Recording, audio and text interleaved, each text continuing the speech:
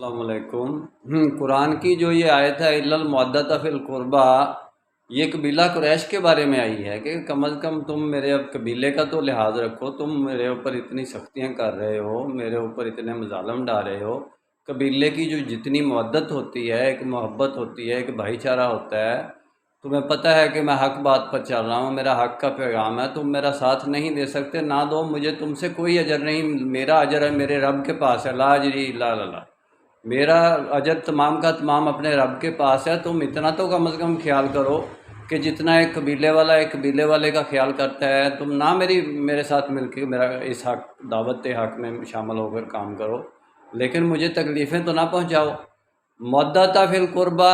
قبیلہ قریش کے لیے آیا ہے، قبیلہ قریش کی ہی دین کے اندر فضیلت ہے، اس کے بارے میں ہی سورۃ القریش قرآن میں آئی ہے۔ اور آپ کو پتہ ہے کہ فتح مکہ کے بعد سارے قریشی یعنی کہ اسلام قبول کر گئے تھے، تو امام شرعی کا ہونا بھی یعنی کہ قریشی شرط ہے کہ شرط قریشی ہو، تو ساری کی ساری فضیلت تو قریش کو جا رہی ہے۔ یہی آل ابراہیم ہے، یہی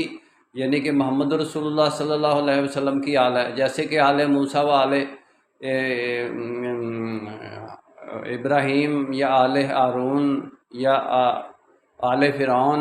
یہ الفاظ آتے ہیں وہ قبیلے کے لیے جس قبیلے سے فرعون تھا، یا کہ وہ اس کے ساتھ جو اہل و عیال تھے، وہ اس کے ساتھ جو جمگٹا تھا، اس کے ماننے والے پیروکار تھے، وہ آل میں الفاظ میں آتا ہے۔